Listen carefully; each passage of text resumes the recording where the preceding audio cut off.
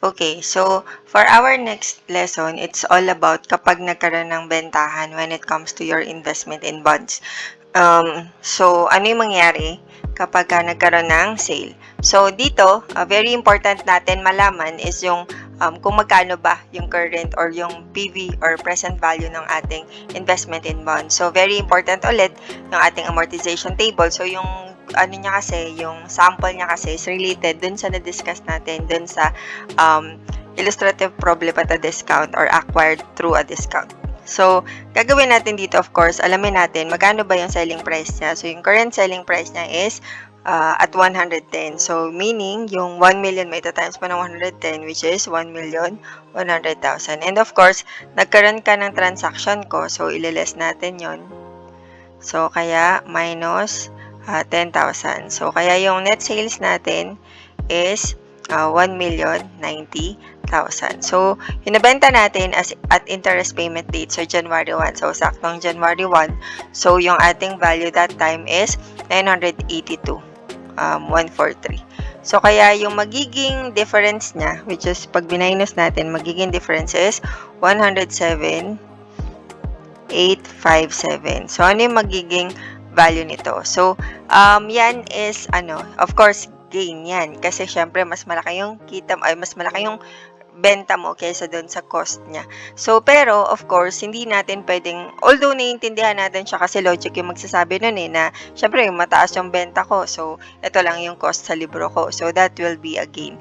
Pero, when it comes to this kind of parang, kasi baka ang mangyari dyan, makalimutan mo yung ganong analysis. Pero, logical. Sabi ko kanina, logic yung magsabi. Pero, paano ba natin to gagawa ng journal entry. So, journal entry, normally doon kayo nahihirapan. Pero, dapat hindi kayo nahihirapan. Bakit? Kasi, ang gagawin mo lang naman sa journal entry pag nagbebenta ka is, tinatanggal, di ba pag nabenta mo yung PPE.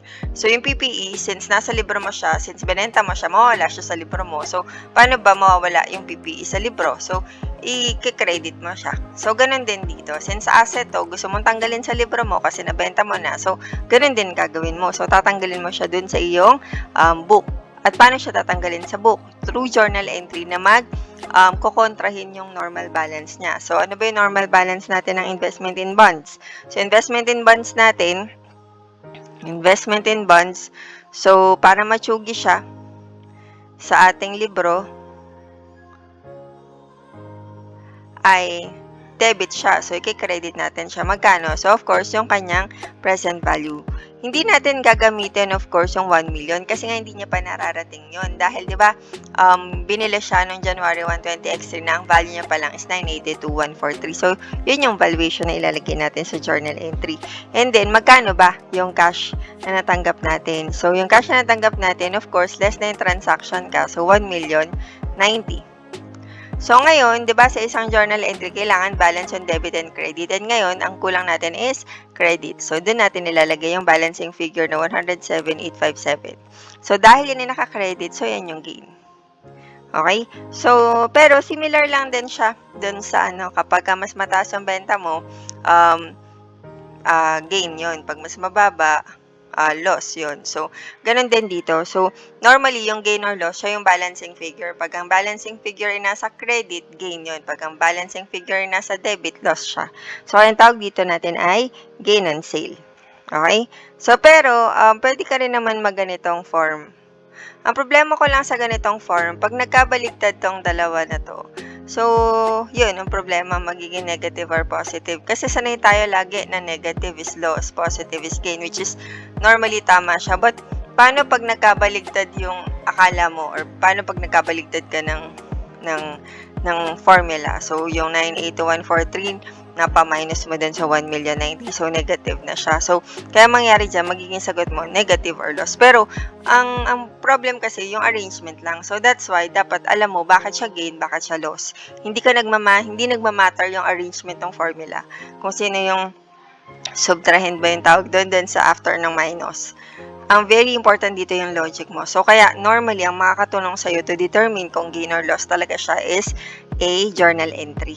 So, kaya dapat mas appreciative kayo sa journal entry. Hindi nyo siya kinakatakutan dahil at the end of the day, journal entry talaga yung magsisave sa'yo to yung sa analysis mo. Kasi, normally, itong mga gain or loss, balancing figure siya. Kung sino yung kulang, yun yung lalagyan mo. Okay? Ang ibig sabihin ng balancing figure, halimbawa, kailangan maging equal yung debit and credit. So, para maging equal yung debit and credit, maglalagay ka ng certain amount of credit or certain amount of debit. Pero hindi pwedeng sabay.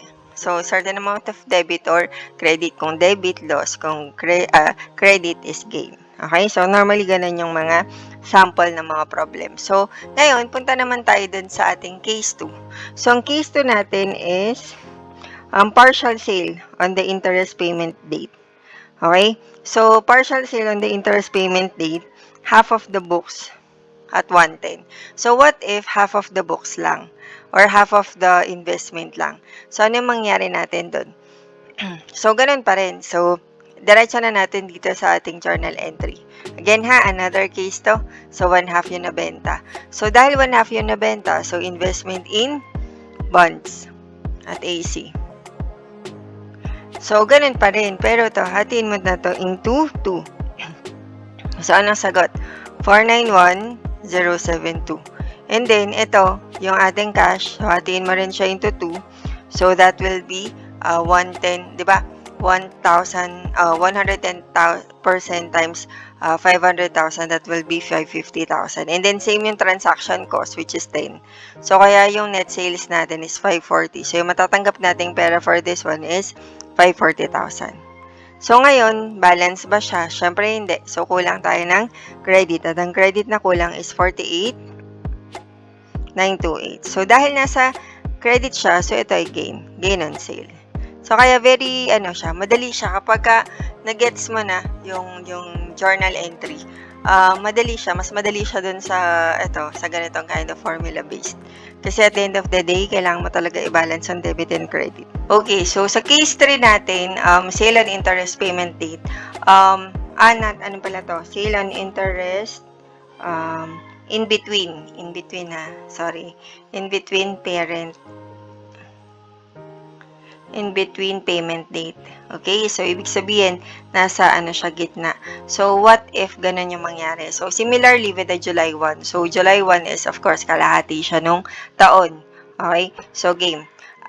Gagawin natin, of course, meron na tayo na table. So, i-recreate mo yung table until December 31, 20x2. So, kasi 20x3, kailangan natin i-recompute. So, at July 31 or July 1, 20x3. Okay? So, alam naman natin na yung interest receivable natin na natanggap is of course kalahati, which is 50,000. Ngayon, yung natin, 982,143. So, ita-times natin to ng ilan? So, of course, 12%, pero kalahati. So, similar lang yung gagawin natin kanina dun sa discount. Pero dito, syempre, kakalahatiin mo kasi kalahating taon lang yung pinag-uusapan natin. So, times 0.12. Yan yung nasolve natin kung buong taon. Pero, kailangan natin siya i-divide by 2 kasi nga, kailangan natin siya kumbaga, i-solve. Okay? So, game. Di-divide ko lang to ng 2. Okay, so mangyari dyan, 58,929. Okay, dahil 58,929, so yung difference niya is 8,929. So again, di ba? Baka sabihin mo, ano yun, pataas or pababa? Siyempre, titingnan mo nila yung pattern dito. Huwag ka nang kumontra. So, kung tumataas yan, ibig sabihin, mag-a-add ka. So, 982,143. Sorry sa high pitch voice. Pero hindi ako galit, lang siya. Kumbaga, pinapaliwanag ko lang. 1982143 plus 8929 is equal to 991,072. Okay, so 991,072. So, ito yung value ng ating investment in bonds noong July 1. So, syempre, na tayo? Mag-journal entry na tayo. So, dahil dyan, chuchugihin natin yung investment in bonds. So, i-credit natin siya. So, investment in bonds at AC. Okay, so 991,072. 0.72.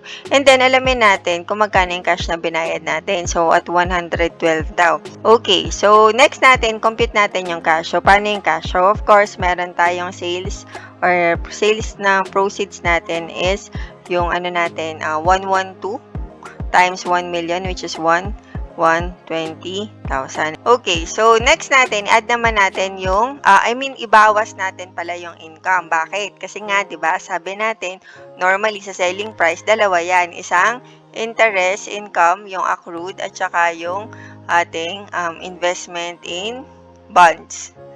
Okay? Na gusto. So, kaya yung interest natin, of course, itong ibig sabihin nito, at face value to, or face amount. So, interest at face amount natin, of course, is yung 50,000. Kaya, ima-minus natin yung 50,000. So, matitira natin is yung 1,070,000. Okay, so, gawin na natin yung ating, yung ating journal entry. So, ano yung unahin natin? Yung sure na sure tayo at saka yung chuchugiin natin. So, yung chuchugiin natin dito ay investment in bonds at amortized cost. So, investment in bonds at amortized cost. So, magkano siya? 991,072. Next, yung matatanggap natin cash. So, matatanggap natin cash, of course, 1,120,000. Pero, di ba, meron tayong transaction cost na 10,000. So, kaya ang sagot natin dito, 1,110,000. Okay? Game. Ma'am, bakit ganun? Kasi 'di ba sabi mo 1,070,000. Tapos ngayon 1,120,000. Tapos yung 10,000 na ano pa. So, pero 'di ba ang natanggap mo is 1,110,000. Kasi nga yung 1,120,000 talaga yung bentahan, but the 10,000 was used for the transaction ko. So, binayad na siya. So, kaya yung natanggap mong pera talaga is 1,110,000. So, yun talaga yung natanggap mong pera. Okay? Which is, hinati lang natin into, anong hatiin natin dito? Into the, tatanggalin natin dito din yung investment or interest receivable, which is yung 50,000. So, iyan ko lang ha. So, kasi 'di ba yung interest receivable, inano mo dito. Kumbaga, sinabi mo utang siya. Parang ganun, utang sa'yo. Pero ngayon, since nakasama na siya sa cash, so mawawala na siya. So, mag-zero out na yung interest receivable mo na 50,000. Okay? So, kaya mangyari dyan, kulang pa ba? Or labis? Anong balancing figure natin? Ano yung kulang?